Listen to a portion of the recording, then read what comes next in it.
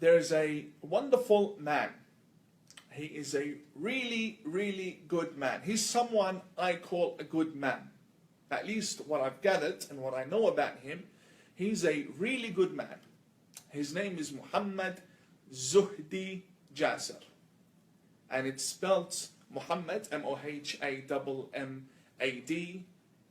however they spell it.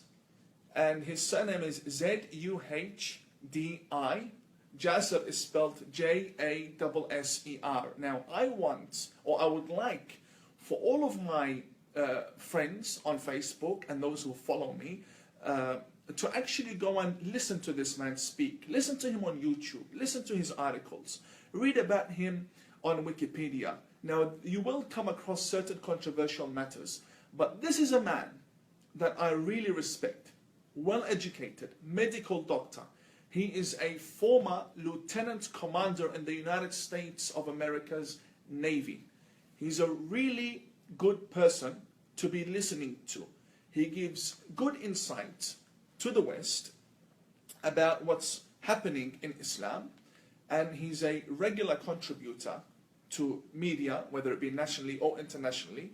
He's very well respected by people. I respect him a lot, and in fact he was one of the people that I was actually drafting an email to send to and request a meeting with this man in my upcoming trip overseas. Now, something happened recently, 22 hours ago. This man wrote an article, and the article is about me. However, I was shocked to see that the article is a negative article. And, you know, I said, why? I mean, this is someone that, number one, I love him as a brother. Number two, we share lots of things in common. Our views on radical Islam, our views on separating mosque and state, our views on anti-political Islam, our views on the right for Jewish people to live in Israel, in Palestine. I mean, we agree on just about everything. The only difference is this brother has a career in the academic field. I come from a background where it's all theology and philosophy and studying religion. Now, he is also very well educated and well informed in matters of religion. He's an author. He hosts a radio show called Reform This. He's got a few followers on Facebook, I think around 2,000 people. I'm not 100% sure, but I would love for all of you to jump on his page after you finish watching this and give him a like and follow him. He's a really good person. He's also the co-founder of the Muslim Reform Movement. He's a really, really good person to be listening to. Now, let's get back to his article. So his article was published on the Asia Times. Now, I'm not going to be refuting him. I will not respond to him. I just want to clarify certain matters which I believe are inaccurate in the article. And this happens, you know, people write articles and then something's not true. I'd like to clarify. And also, I'm only doing this because this man is a respected person. He's a respected person, well educated, well informed, and whenever you read his books, read about what he has to say on media, he really cares about what's happening to American people, what's happening to the West as a result of radical Islam. He is a man that is concerned about what's happening. Muhammad Zuhdi Jasser. He's a good man, and that's why I would like to clarify. I'm taking what he says into consideration, and I would like to clarify certain matters whereby I do not bother with other people who write. You know, we have many people who write about me from the ABC especially. You know, it's whether they write or don't write, they don't have an effect on us either way. But for someone like Brother Muhammad Zuhdi, firstly, it's exciting. Secondly, what a coincidence. You know, I was just drafting him an email, which I will also send. Nevertheless, let's get to it. So the article is on Asia Times, and it's still there. It clearly states, well, the heading of it is Tawhidi the Imam Australia's been waiting for? That's the title of the article. Is Tawhidi the Imam Australia's been waiting for? And he's a very respected person. His article is made up of 8 paragraphs, and he has certain concerns. In the first paragraph, he speaks about my role within the Muslim community, what I do, and my mission, basically spreading peace amongst everyone, and me opposing radical Islam, and also my comments on the burqa. What really grabbed my attention in the article is the paragraph that starts with archived tweets. He speaks about my tweets. Now, I'll read out the paragraph for you, and then I'll comment on it.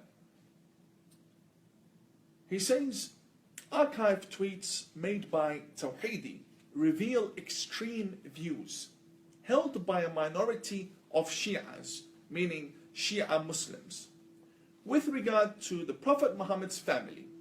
In them, he calls Aisha, Muhammad's wife, a B-word.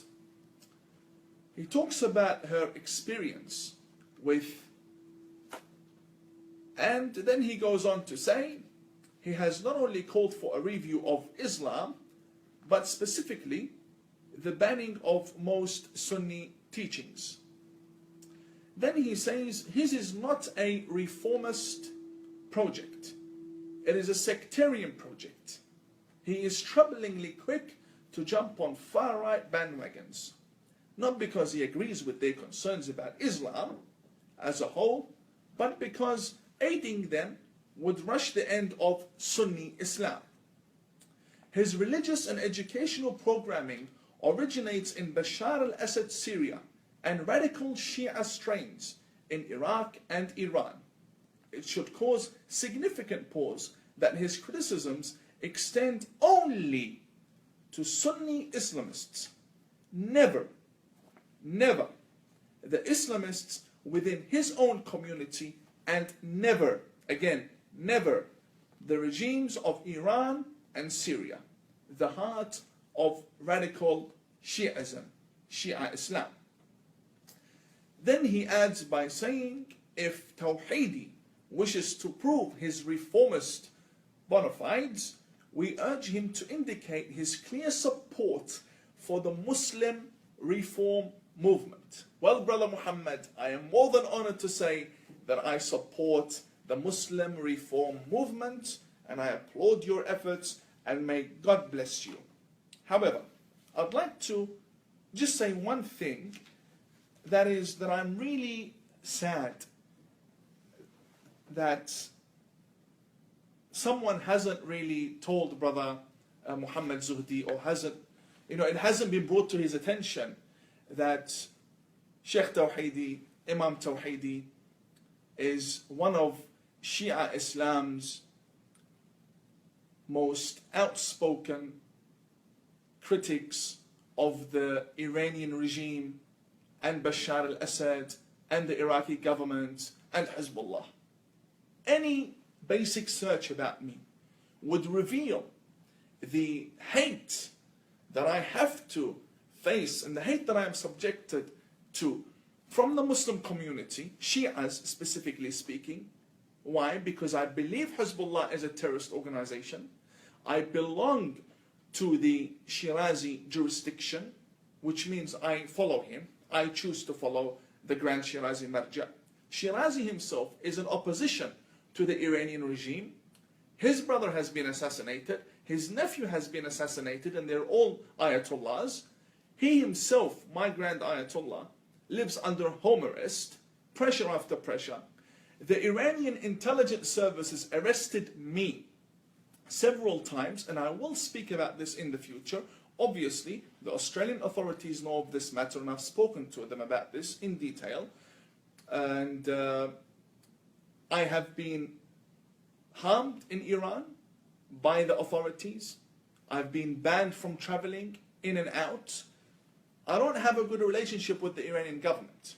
In fact, when I visit Iran, in my last visit, and this will be my last visit to Iran, I had meetings with the opposing movements within the Iranian government. So I met with the reformists, people who want to see a different Iran, a different government. I never sat with people who are currently ruling the country. Now, the fact that Brother Muhammad Zuhdi is a doctor, someone who is very well educated, is an author, it really hurts. It hurts. I don't want to call this poor research. I don't wish to call this, lack of knowledge. I'm not going down that road. What I am saying is, what is expected from a doctor is far more better than this, and this isn't right, brother. Firstly, you said that archived tweets made by Tawhidi. These tweets were not made by me. You took archived tweets from a parody account, which is why you haven't provided the link. And also, there's a good point here, brother.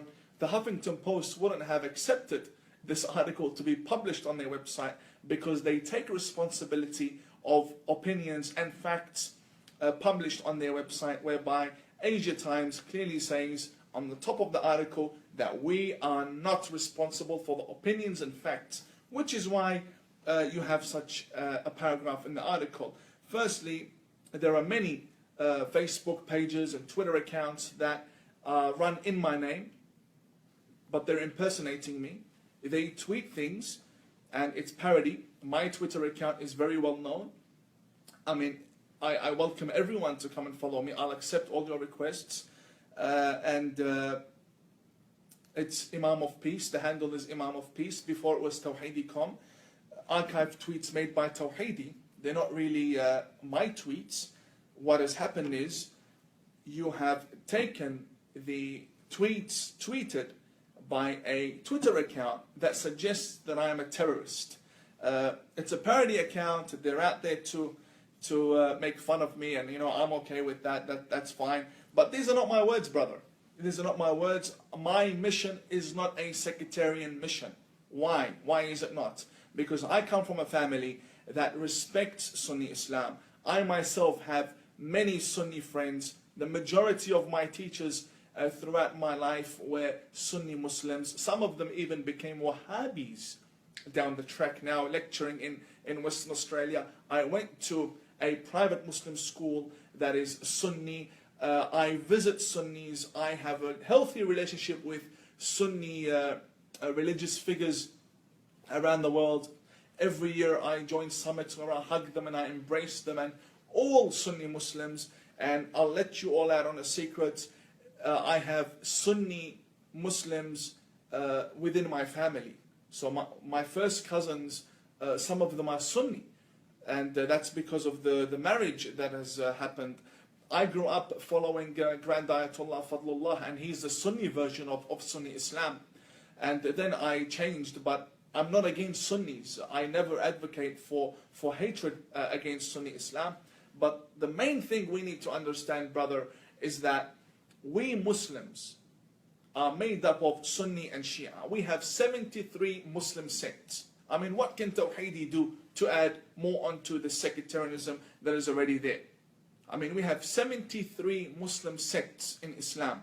And that is what the Prophet Muhammad, peace be upon him and his family, had promised. I can't add anything onto that. I mean, we are already divided. We're killing each other. Muslims are killing each other. What damage can I do? Secondly, brother, this mentality actually isn't suitable for someone who lives in America or for someone who's living in Australia, because we don't live in Islamic governments, thank God, and therefore divisions within the Muslim community do not pose a security threat at all. People can have a million denominations if they like, and they can follow any faith they like. It doesn't really bother if what I'm doing does cause division within the Muslim community. I mean, it doesn't really have an effect onto national security, doesn't have an effect on our economy. For as long as the matter is an ideological matter, it is not personal, it does not push or pave the way for violence and so on, then people are free to choose whatever denominations they want. I understand that you come from a Syrian background and you do not like Bashar al-Assad. Sorry. I understand that you come from a Syrian background. You do not like Bashar al-Assad, but that doesn't mean that you point the finger at me and accuse me of being someone whose education is taken from that line of thinking. I mean, you said that Tawhidi's religious and educational programming originates in Bashar al-Assad, Syria. Brother, I have never been to Syria in my life. I did wait one time for a transit. It was a 2-hour transit, and this is going back 2000, in the year 2000. I've never stepped foot within the Syrian public. Never. It was a 2-hour transit in the airport, and it was one of the worst experiences I've had in my life, full of bribes. They even scribbled on my Australian passport. And nevertheless, it's something in the past. Brother, I've never studied in Syria. And I have nothing to do with Syria, and I have no plans to go to Syria. In fact, I am in opposition to Bashar al-Assad. I see him as a criminal, as a war criminal. The Australian government knows, and everybody knows this. The community knows. In fact, most of this is found within my Facebook comments, where I voice my opinion. And then you say, my educational programming originates from radical Shia strains in Iraq and Iran. I mean, in Iran, I studied under my Grand Ayatollah, who is an opposition to radical Islam, who is an opposition to the Iranian regime. He's not a politician, but ideologically he opposes what they're advocating for. And I don't believe this is true, brother. I think if you had put at least 1 hour worth of research towards writing such an article, I think you would have given me a fair go, brother, because this isn't right. I am not a radical, I'm not a terrorist, I'm not extremist, neither do I support Iraq, the Iraqi government, neither do I support Iran, the Iranian government, and neither do I support Bashar al-Assad. In fact, it's the complete opposite. I am in opposition to all three governments, and all governments in the name of Islam, and I also consider Hezbollah to be absolute terrorists. It doesn't make sense that you would throw such lines at me. I don't know, perhaps you'd like to speak to me next time, say, Tawhidi, I'm writing an article, what's your opinion about the Iranian government, and I will tell you. But for this, it's just surprise.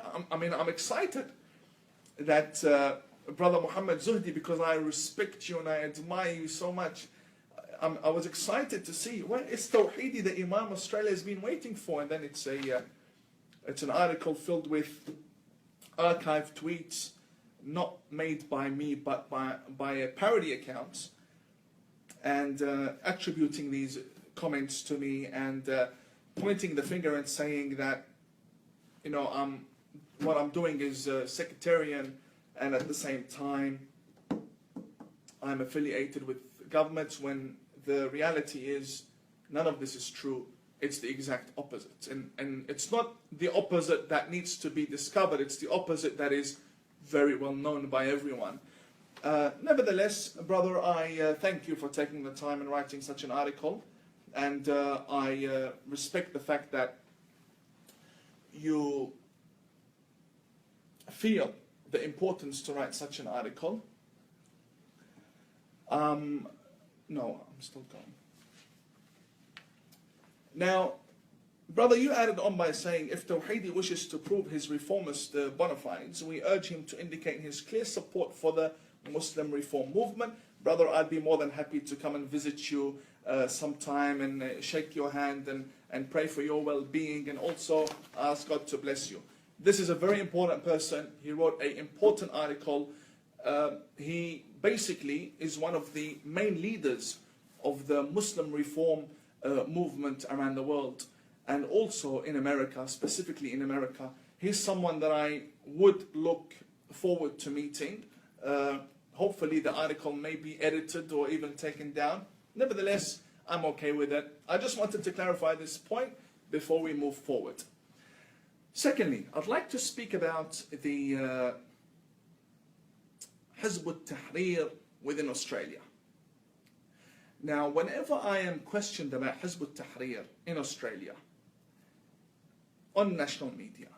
They ask me about my opinion. And I cannot give my real opinion, because when I give my opinion, Hizb ut-Tahrir can sue the media outlets or can sue the channel. But it also strikes me to be very